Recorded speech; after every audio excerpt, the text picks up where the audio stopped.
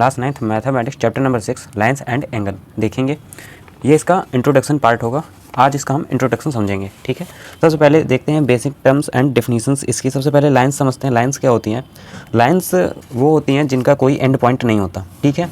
For example से समझाता हूँ। जैसे ये हमारी एक लाइन है, इसको इस साइड भी हम बढ़ा सकते हैं और इस साइड भी हम इसको इन्फिनिटी तक बढ़ा सकते हैं।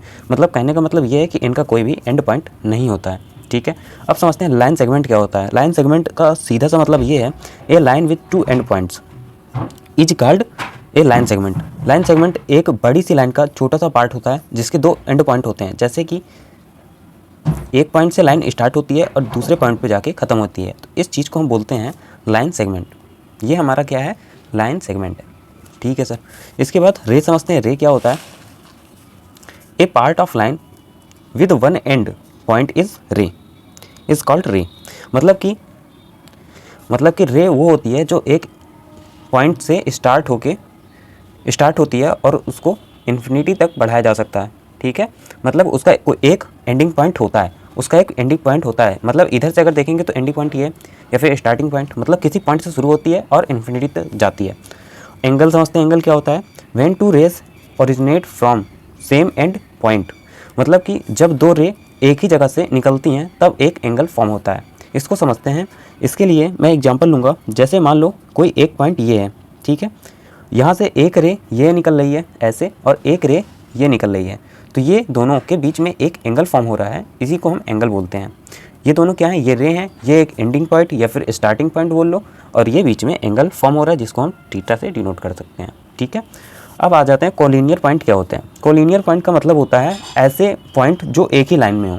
को मतलब एक साथ, लीनियर मतलब एक ही लाइन पे, ठीक है। जैसे एक ये लाइन हो गई हमारी ए बी, इसके अंदर एक पॉइंट सी भी है, एक पॉइंट डी है, तो हम बोलेंगे सी डी आर कोलिनियर, ठीक है। या हम पूरे पॉइंट को बोल सकते हैं कि A B C D are collinear points, ठीक है। कोलिनियर पॉइंट्स भी समझा दिया मैंने। उम्मीद करता हूँ आपको समझ में आ रहा होगा। हमने लाइन से देखा, लाइन सेगमेंट, रे, एंगल, कोलिनियर पॉइंट। अब समझते हैं इंटरसेक्टिंग लाइन और non intersecting line. Non intersecting line को हम पैरेलल लाइन्स भी बोलते हैं। अब ये क्यों बोलते हैं ये मैं अभी आगे आपको समझाऊंगा। इंटरसेक्टिंग लाइन्स क्या होती हैं? जैसे दो लाइन है, एक लाइन ये, इसको हम ए बी बोलेंगे, और एक लाइन ये, इसको हम सी डी बोल देते हैं। तो ये जिस पॉइंट पर काट रही हैं वो है हमारा इंटरसेक्टिंग पॉइंट, और ये लाइन क्या है? इंटरसेक्टिंग लाइंस, ठीक है। यहाँ पे दो एंगल बनते हैं, एक इस तरह और एक इधर साइड। इन एंगल को बोलते हैं vertically opposite angle, vertically opposite angles. ये हम अभी आगे पढ़ेंगे टाइप्स ऑफ एंगल्स में, ठीक है। ये हमारी होती हैं इंटरसेक्टिंग लाइंस।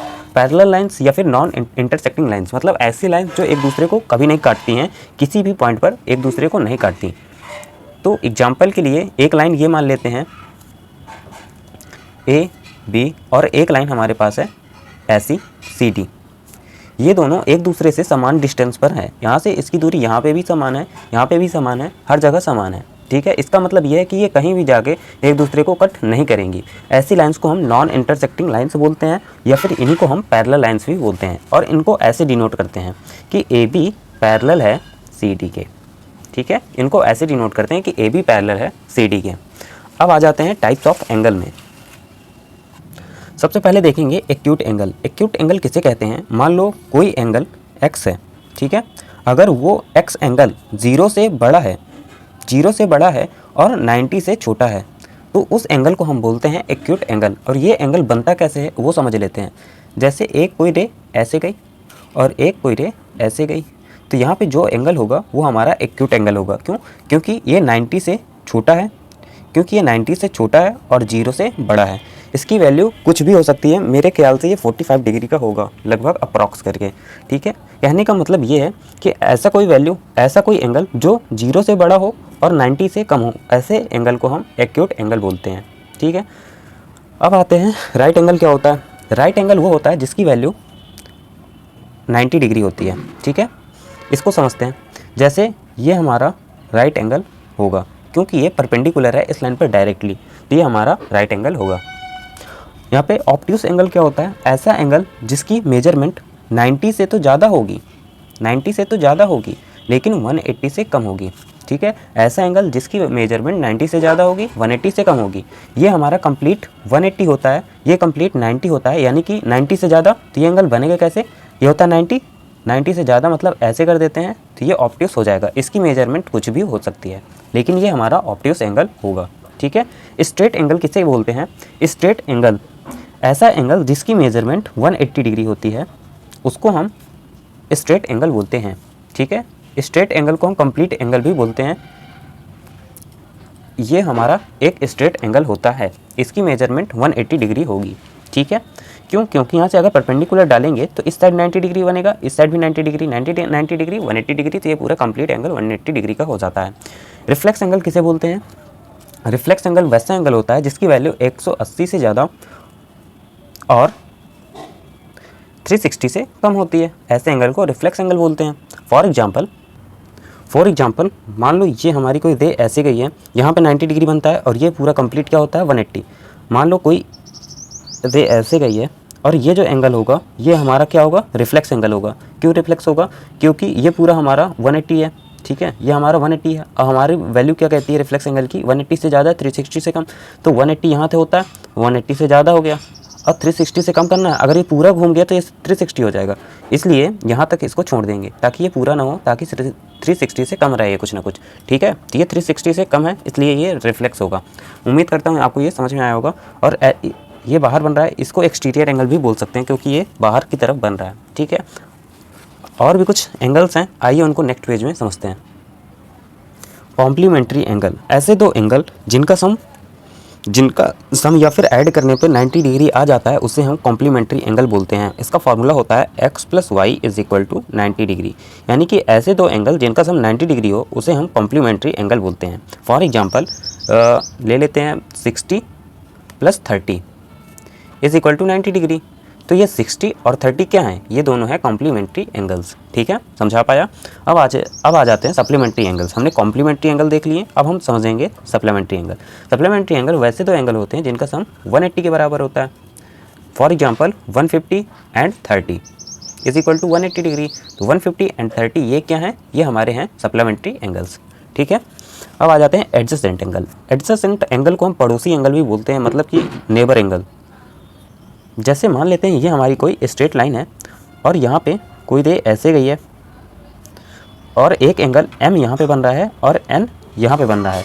तो M और N, M and N are क्या होंगे, हमारे एडजेसेंट एंगल होंगे, ठीक है। ये दोनों हमारे एडजेसेंट एंगल होंगे, मतलब कि ऐसे पड़ोसी एंगल आपस के बराबर क्रमागत एंगल को हम एडजेसेंट एंगल बोलते हैं। लगातार एंगल, एक एंगल ये बन रहा है, एक ये बन रहा है, तो ये दोनों आपस में एडजेसेंट एंगल होंगे, ठीक। लीनियर पेयर ऑफ एंगल्स, इसको समझ लेते हैं। ये क्या होता है, जैसे मान लो एक स्ट्रेट लाइन ये और ये एक ट्रांसवर्सल या फिर रे बोल दो, तो ये दो एंगल फॉर्म करेगी और इन्हीं का नाम हम M और N दे देते हैं, ठीक है। तो लीनियर पेयर ऑफ एंगल्स में इन दोनों की वैल्यू जब ऐड करते हैं तो ये हमारा 180 के बराबर आता है। कहने का मतलब ये है कि अगर कोई स्ट्रेट लाइन है, अगर किसी स्ट्रेट लाइन में जितने सारे एंगल बनते हैं उन सभी का सम 180 के बराबर होता है। अगर यहाँ पे मैंने दो एंगल फॉर्म किए, अगर यहाँ पे तीन एंगल होता, फॉर एग्जांपल एक स्ट्रेट लाइन ये 1 2, एक एंगल ये बन रहा है, दूसरा ये बन रहा है, तीसरा ये बन रहा है, ठीक है। तो यहाँ पे तीन एंगल बन रहे हैं, तो तीनों का सम 180 के बराबर होगा। कहने का मतलब ये है सीधा सा, ठीक है। Vertically opposite angle, vertically opposite angle समझ लेते हैं। मैंने वहाँ पे इंटरसेक्टिंग लाइन्स में बताया भी है, जब कोई दो लाइन्स आपस में इंटरसेक्ट करती हैं तो ये वाला एंगल इस वाले एंगल के बराबर होता है और ये वाला एंगल इस वाले एंगल के बराबर होता है। इन्हें आपस में वर्टिकली अपोजिट एंगल भी बोलते हैं। इस एंगल का नाम M दे देते हैं, इसका N। तो कहने का मतलब ये है कि M बराबर होगा एंगल N के, ये दोनों एंगल आपस में बराबर होंगे। इन्हें हम वर्टिकली अपोजिट एंगल बोलते हैं। करेस्पॉन्डिंग एंगल क्या होते हैं, इनको समझ लेते हैं। करेस्पॉन्डिंग एंगल, को इंटीरियर एंगल और अल्टरनेट इंटीरियर एंगल को समझने के लिए हमें दो पैरेलल लाइंस लेनी पड़ेंगी और एक ट्रांसवर्सल से उन दोनों को कट कराना पड़ेगा। ये हमारा ट्रांसवर्सल होता है। ट्रांसवर्सल लाइंस को L मान लेते हैं। हेयर यहाँ पे कुछ एंगल बन रहे हैं, जैसे यहाँ पे नेम दे देते हैं, एंगल 1 2, इसको 3 बोल देते हैं, इसको 4 बोल देते हैं। ये हमारा 5 6 7 8, ये हमारे इतने सारे एंगल बन रहे हैं। तो इसमें कुछ करेस्पॉन्डिंग एंगल होंगे। करेस्पॉन्डिंग एंगल का मतलब होता है संगत कोण, ठीक है। संगत कोण मतलब कि इस लाइन को ये लाइन काट रही है, तो यहाँ पे जो एंगल बनेगा ये ऊपर वाला और इस लाइन का ऊपर वाला एंगल आपस में बराबर होगा। कहने का मतलब ये है कि angle 2 is equal to angle 6। और इसी प्रकार इधर साइड देखोगे तो ये वाला एंगल इस वाले एंगल के बराबर होगा। कहने का मतलब angle 1 is equal to angle 5। और कुछ संगत कोण बन रहा है क्या? अगर उधर से देखेंगे तो एंगल 4 बराबर हो जाएगा एंगल 8 के, एंगल 4 बराबर एंगल 8 के, और सेम इसी तरह एंगल 3 बराबर हो जाएगा एंगल 7 के। तो ये सारे हमारे क्या हैं? करस्पॉन्डिंग एंगल हैं, ये आपस में बराबर होते हैं। को इंटीरियर एंगल, को इंटीरियर एंगल का मतलब होता है जैसे इन दोनों लाइंस को L parallel line L transversal cut कर रहा है, तो अंदर की तरफ बने एंगल का सम 180 के बराबर होता है। कहने का मतलब ये है कि एंगल 4 और एंगल 6 आपस में इनका सम 180 के बराबर होगा। एंगल 6 इज इक्वल टू 180 के बराबर, यानी को इंटीरियर एंगल का सम 180 के बराबर होता है। ठीक है, और यहाँ से एंगल 3 और एंगल 5 भी को इंटीरियर एंगल फॉर्म कर रहे हैं, अंदर के को इंटीरियर एंगल होते हैं, तो इन दोनों का सम भी 180 के बराबर हो जाएगा। ठीक, तो एंगल 3 प्लस एंगल 5 भी 180 के बराबर हो जाएगा। ये होते हैं हमारे को इंटीरियर एंगल। अल्टरनेट एंगल वो होते हैं जहाँ पे जेट फॉर्म होता है, ऐसी आकृति जहाँ बनती है, तो ये वाला एंगल इस वाले एंगल के बराबर होता है और उसे हम अल्टरनेट एंगल बोलते हैं। तो ऐसी आकृति कहाँ बन रही है? ए बन रही है कुछ ऐसे ऐसे। कहने का मतलब ये है कि एंगल 3 बराबर हो जाएगा एंगल 6 के। ठीक है, तो यहाँ पे एंगल 3 बराबर हो जाएगा एंगल 6 के, और यहाँ से इस साइड भी देखो तो एक जेड बन रहा है उल्टा। कहने का मतलब ये है कि एंगल 4 बराबर हो जाएगा एंगल 5 के, एंगल 4 बराबर हो जाएगा एंगल 5 के। तो ये वीडियो का रहा इंट्रोडक्शन पार्ट, इसमें बस इतने ही सारे एंगल और इतने सारे कॉन्सेप्ट का यूज़ होना है इस पूरे चैप्टर में। तो आज की वीडियो में बस इतना ही, मिलते हैं नेक्स्ट वीडियो में। Thanks for watching. अगर आपको वीडियो पसंद आई हो तो please do some things like, share and subscribe.